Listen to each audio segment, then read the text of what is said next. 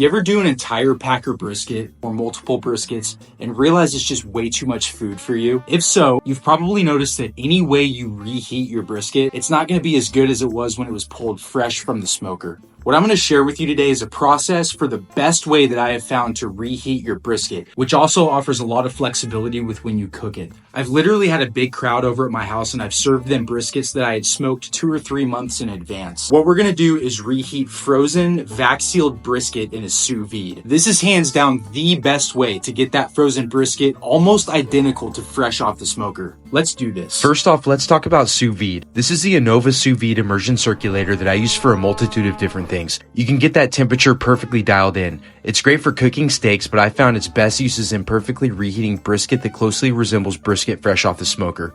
All that we're going to do is get a water bath into a big pot. We're going to put the sous vide in the water bath and set it to 160 degrees. I've got a full packer brisket that's been in my freezer for a few months.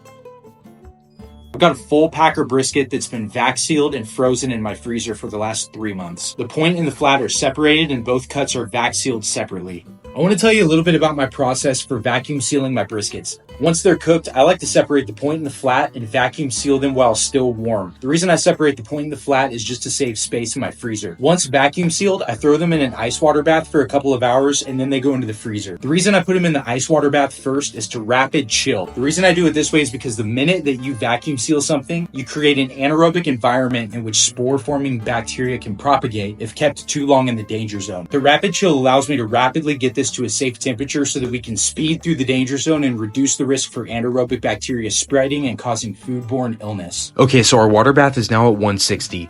All we got to do is put the vacuum sealed frozen brisket into the water bath and let it do its thing. We'll keep it here for 3 hours. I'm going to top off the water with just a little extra so everything is nice and submerged.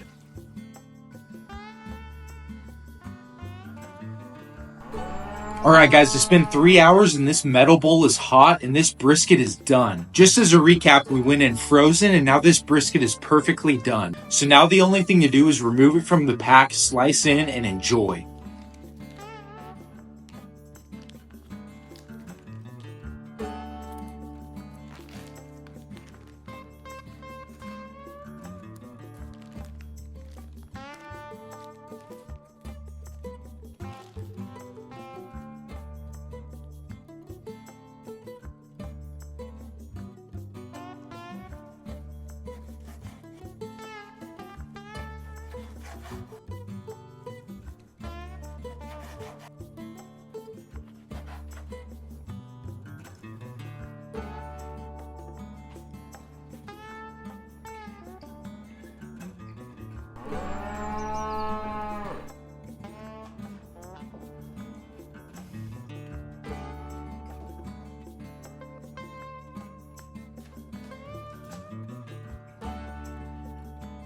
Guys, I'm telling you, this is the way to do it. I would buy a sous vide just for this purpose. It's still so smoky, tender, juicy, and that fat is perfectly rendered.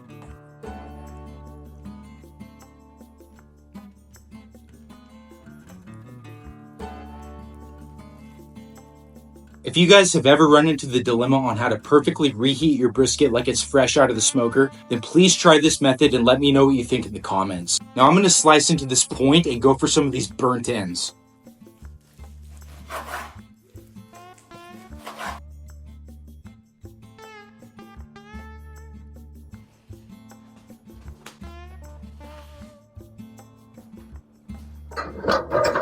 That is how we reheat smoked brisket at fire and ferment.